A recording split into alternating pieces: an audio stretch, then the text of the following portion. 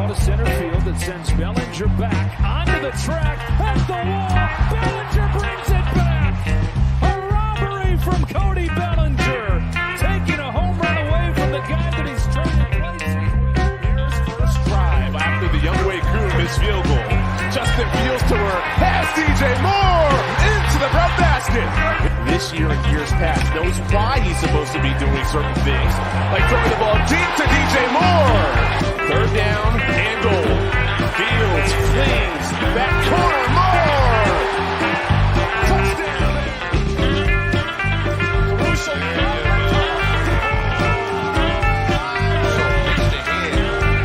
So glad to see them doing a lot of that. Wide. Now Bedard again. And he scores. What a Jordan play! Bennington, no chance at all for the Blues netminders. Connor Bedard. Bedard now. Main Street. He scores! What's up, Chicago? Good morning to you. Man, who ordered the snow? We've got more snow underway.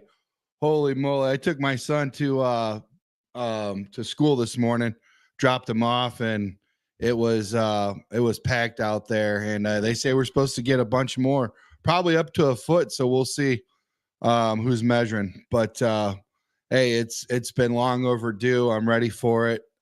Yesterday we did a little sledding. It was good for that. As far as, getting like a nice big packed, snow to throw some snowballs at each other. It's not happening yet. We needed to get a little bit more packed. So, but anyways, let's get into it. Chicago, we're getting ready to talk about another offensive coordinator target.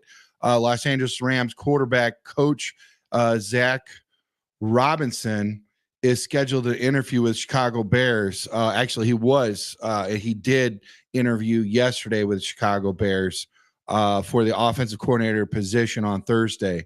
Albert Breer reported that, and Robinson has never called plays in his coaching career. His background is definitely interesting, very enticing and promising, his whole background there. We'll get into that. His backstory is he grew up in Colorado and he played college football at Oklahoma State University. He was a 3-year starter for the Pokes before being selected by the New England Patriots in the 7th round of the 2010 draft. If anybody remembers him, I'm going to raise the BS flag on that, because quite honestly, if you look at the guy's stats and what he did, it really wasn't much as a player. But some of the best coaches end up being that, right? I mean, not everybody is a Ditka, right? So, he entered the 2010 draft, was selected in the 7th round by the New England Patriots. He bounced around 4 different teams before he finally called it quits in 2014 after 4 years.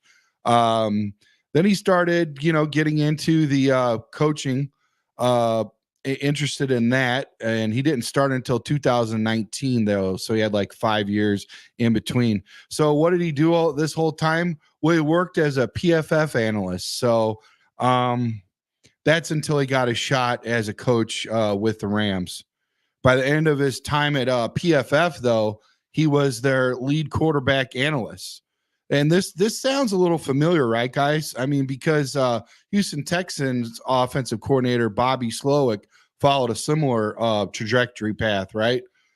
Bears, Zac Robinson's coaching career in 2019, this is basically what it looks like that the Bears are looking at. He got his first NFL coaching opportunity with the Rams. He was hired as the assistant QB coach working under Shane Waldron, which is another name that we'll get into in a little bit that the Bears are looking at. In 2020, switched roles to Rams assistant wide receiver coach under Eric Yarber. I don't know if you guys are familiar with him, but he's a really great coach, making his way for Liam Cohen to become assistant QB coach. Well, when Cohen switched over to the University of Kentucky, Robinson switched back to assistant QB coach in 2021 under current Minnesota Vikings head coach Kevin O'Connell. And we all know what Kevin O'Connell can do with a quarterback. So looking pretty good over there, right? When O'Connell left for the Vikings in 2022, Robinson was promoted to QB coach and passing game coordinator. And, he's already had a clear trend among the coaches. And the clear trend amongst all of the coaches right now that the Bears are looking at is they have some sort of connection, right? What's the connection? You got Robinson, Liam Cohen, Greg Olson, Shane Waldron. They all have all of them have ties to Sean McVay, right? And many of them have basically, they're all pretty good, but none of them are like legit, like guys that you're looking at that are going to be on a team, and they already have, offensive coordinator ties. At some point, you are going to get called into it and man up. That's one thing that I will say that Robinson did. He bounced around, as you could see, back and forth, switching roles. He was like the Swiss Army knife. Did a really good job with all of that. And so, I think it's very interesting that he also brings a perspective, different perspective as a PFF analyst and also an NFL player. So his lack of NFL play calling experience is concerning, though, because that's what we had a problem with Luke Getsy, right? So we don't want to see that. That kind of alarms us and concerns us. But if you put that behind him, he's more experienced in other ways than other experienced coaching candidates are, like Shane Waldron or Clint Kubiak. But when you weigh against those candidates, such as Liam Cohen, Greg Olson, or Greg Roman, there's a strong case there between those three guys. So you put it all together, and that's basically what you're looking at when it comes to terms with trying to get into that Sean McVay type. It's definitely something that the Bears are looking at and that they're interested in. And I will say this. I think it's something to look at. I really like what they do. I like yesterday on Pinky's show, Eric brought up a good point where Eric said that they're using two slot receivers very well. You really don't know who's going to get the ball. It's well spread out. If you look at all of the receivers, everybody that's getting the ball with the Rams, it's spread it out methodically. And that's basically what we need, right? We need the ball to be spread out, but we also need more weapons too. So hopefully they'll address that. But at the same point in time, you also got to find an offensive coordinator that's going to help you get that there. That's who's going to help you get that scheme there. You know what I mean? So with that being said, we'll see what happens. I'm sure there's more candidates to weigh in that are interested. The Bears are interested in. Who knows what's going to happen next, But one thing's for certain, they're doing their homework, and they're really trying to what's up, Casey? How you doing this morning, brother? Cheers to you.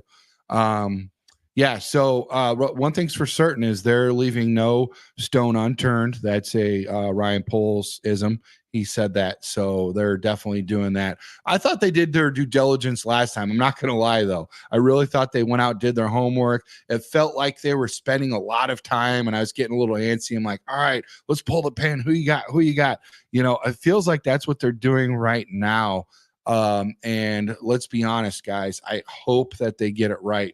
Yes, it would be nice to have a experienced offensive coordinator, but you almost have the feel that sometimes these offensive coordinators are looking to be head coaches. So you still wonder, okay, great. So I brought him into my team. I brought him into my system for maybe a year, but how long before another team, comes and scoops him up, and poaches them, and you don't have them. So sometimes, by attrition, it's the way to go, where you get a guy that levels up like a Robinson that has had different hats and whatnot and gets into that. It's just, we'll see what happens.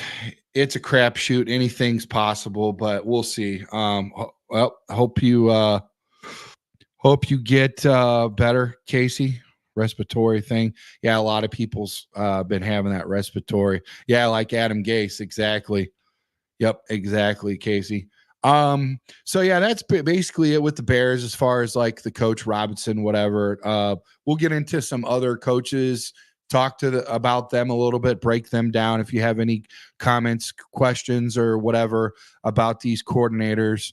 One Facebook user says anything is better than Getsy. Hey man, if you guys are out there in YouTube land, don't forget to like and subscribe. We love you. Thanks for being with us and being a part of the show, man. You guys mean a lot to us, and stay warm and stay safe. Now we are going to fast forward into the next segment, and go into the Bulls victory last night with Nico and DeMar, the superstar. So, but before I do that, I just want to say one thing's for certain. You guys can see me. I'm dressed head to toe USC, right? Here's what I'm going to do for you. I just took the USC hat off. All right, baby. It's not all about Williams, okay? I want to address this first and foremost. This is the elephant in the room. Just because my favorite team has a top 10, top 5, a lot of people are saying number 1 player in the nation to be quarterback, doesn't mean that I have to be ride or die with that. But why wouldn't you? If you are a Bears fan or a fan of any NFL team and your college quarterback has the opportunity to play for your team, why wouldn't you? So 2 things can be true at the same time. I still rep Fields. I still got Fields back, ride or die with him. But I'm also hoping that Williams gets a shot to play for my Bears. So if not, hey, man, I see the light. I see a couple guys out there that look interesting. I'm going to go ahead and put this hat back on, though, guys. Sorry about that. Looks like I got a little bed head or something. It's a little funky. I need to go over to my barber and sit in the chair and get lined up. There we go. Whew. Anyways. So I hope I drove the point across because I've been getting a lot of pushback. Casey says, put it back on, my God, right? Oh, Lord. Yeah. So, I've been getting a lot of pushback about that, but hopefully that makes a little bit of sense. It rings true to you guys as to why I'm so adamant about seeing something like that going on, and the Kingsbury thing too. You know what I mean? Because, hey, everything aside, bring this up in our Chicago Sports Podcast Facebook group. Somebody said something really cool, and they said, all jokes aside, no matter what you feel about whatever school, whatever player is available, college prospect, one thing that the Bears are doing right now, which is cool, is they are actually going after somebody that potentially has already coached a quarterback to be named as a Chicago Bear in the future, or quite possibly can coach the quarterback that we have now, which makes it really interesting, and remains to be true that Ryan Poles does in fact have the best poker face in the NFL, man. I mean, he would totally fleece me, take everything for one. But yeah, so anyways, it's everybody that I talk to, anybody that I know, all that I'm reading, all that I'm seeing, all that I'm hearing, nobody knows what direction we're going in, where it's at. All I know is that he said we're going to take the North back, right? So trust and Pulse. All right, how you doing? Keep it moving. Hopefully we'll get some new news later on, and we'll be able to break that down Bear style for you, baby. But let's get into it. Chicago Bulls go off last night. Nico Vukovic, 24 points, 14 rebounds. DeMar, the superstar, DeRozan, 24 points. Oh, boy. Man, they went off, and they beat the Toronto Raptors 116-110. I am a little disappointed, though, that we did not get into that.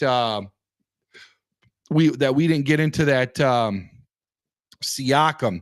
That we didn't get into that Siakam sweepstakes and make it pull a trade. I really thought we could have used Siakam for the Bulls. That would have been great, but it didn't happen. Our boy Kobe White with a C added 23 points. He looked good. He helped the Bulls snap the 4-game losing streak in Toronto.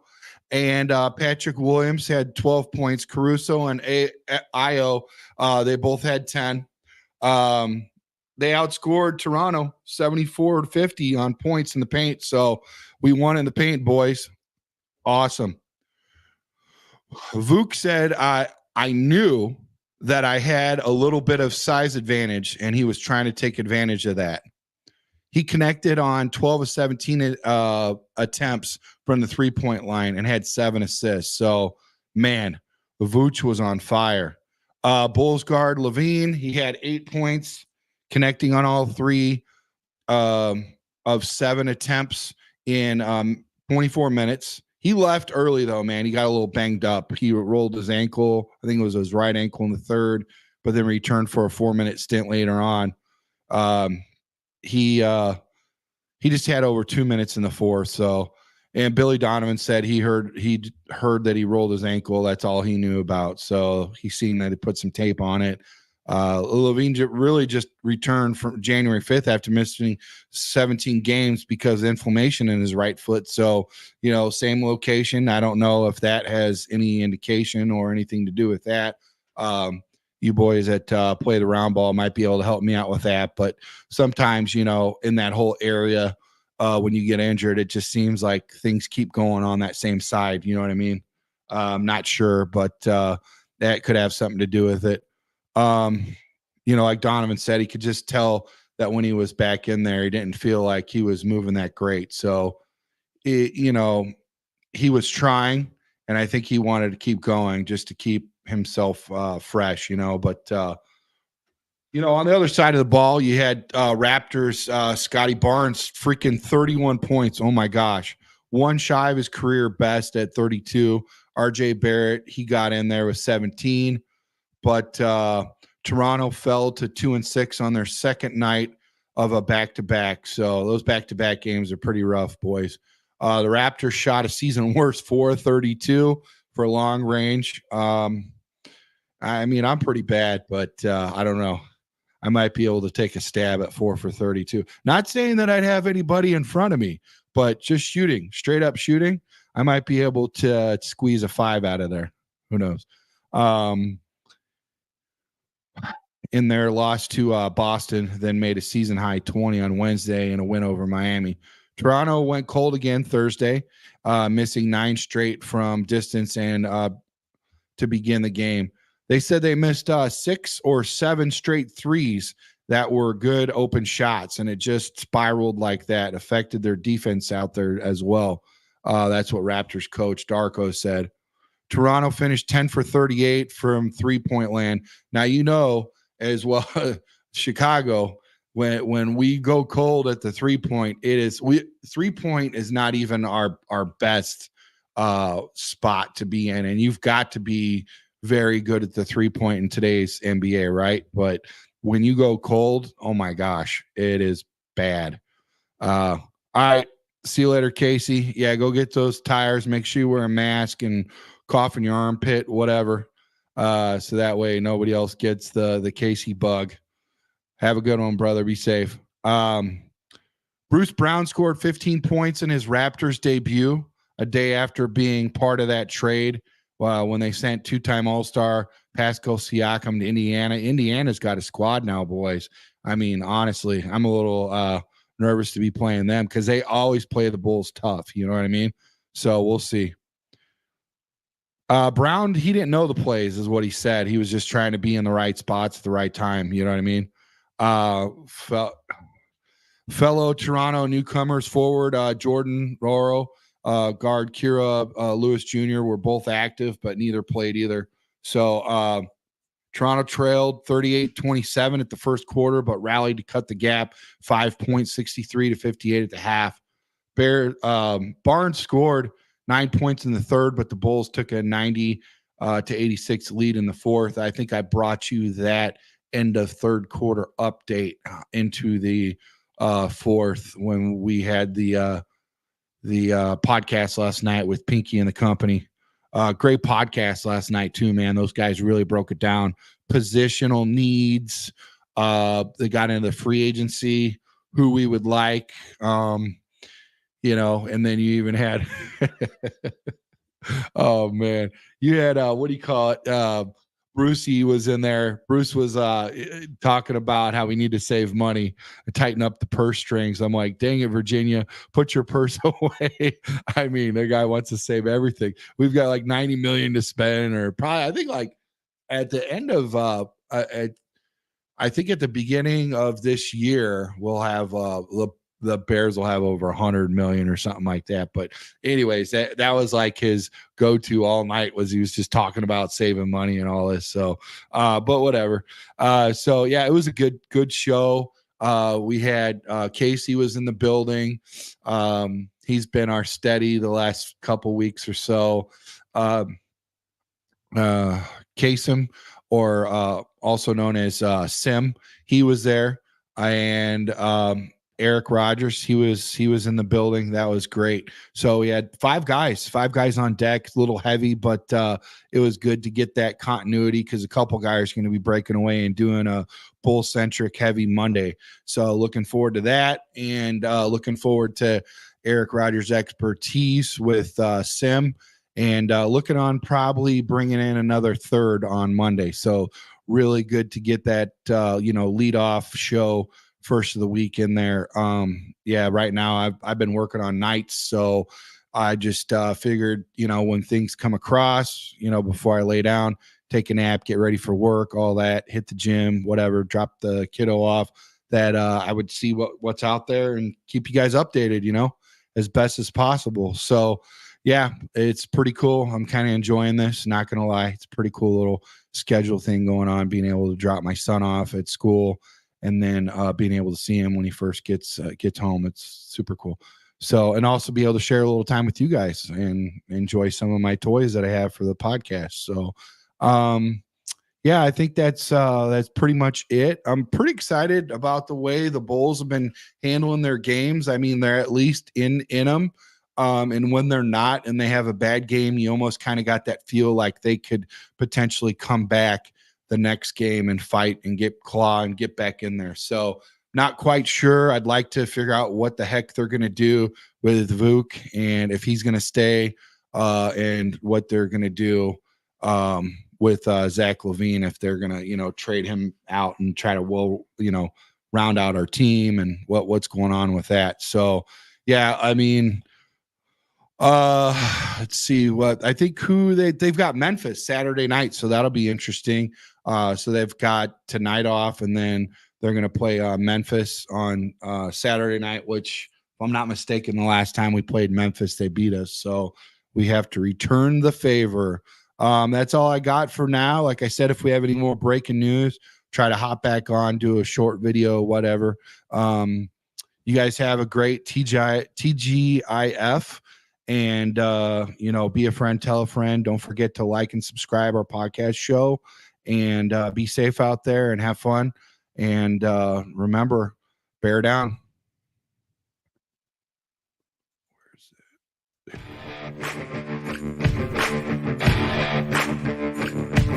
it?